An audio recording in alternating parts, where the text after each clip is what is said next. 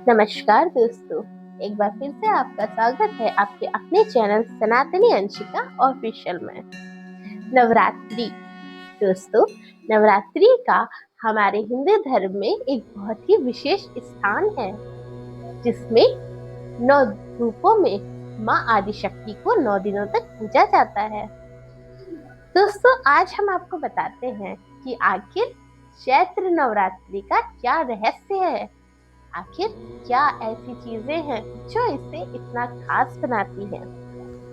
दोस्तों, बहुत समय पहले की बात है, जब संसार में अधर्म और अत्याचार अपनी चरम पर था। असुरों का आतंक इतना बढ़ गया था कि देवता भी असुरों से भयभीत होने लगे थे।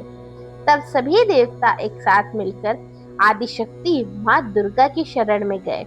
यही वह समय था जब चैत्र महीने में पहली बार नवरात्रि की शुरुआत हुई।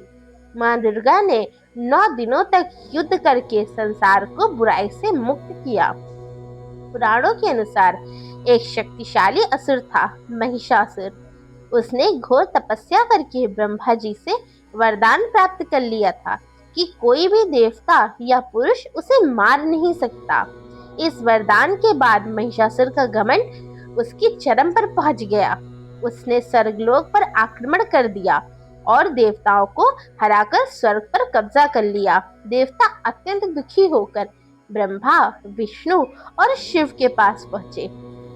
देवताओं की प्रार्थना सुनकर त्रिदेव के तेज से एक दिव्य प्रकाश प्रकट हुआ।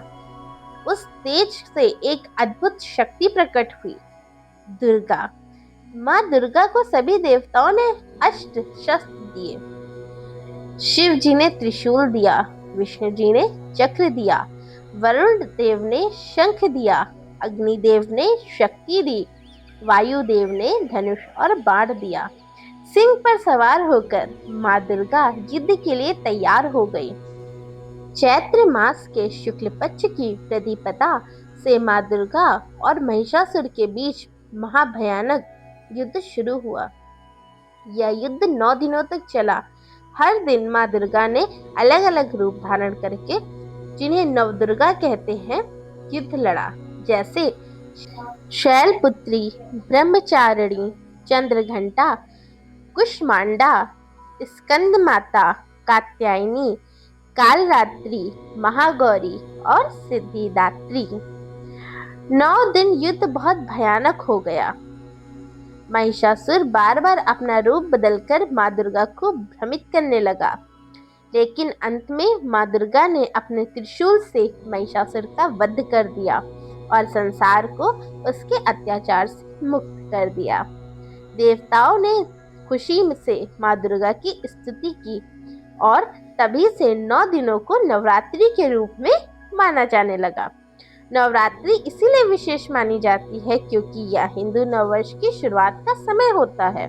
यह वसंत ऋतु का प्रारंभ होता है। इन 9 दिनों में माँ दुर्गा की पूजा से जीवन में सुख, समृद्धि और शक्ति प्राप्त होती है। 9वें दिन कन्या पूजन के बाद 10वें दिन राम नवमी मनाई जाती है, जो राम के जन्म का दिन होता है। इसी कारण हर साल भक्त पूरी श्रद्धा और भक्ति से माता की चैत्र नवरात्रि मनाते हैं और माँ दुर्गा से सुख, समृद्धि और शक्ति की कामना करते हैं। इसी के साथ जय माता दी।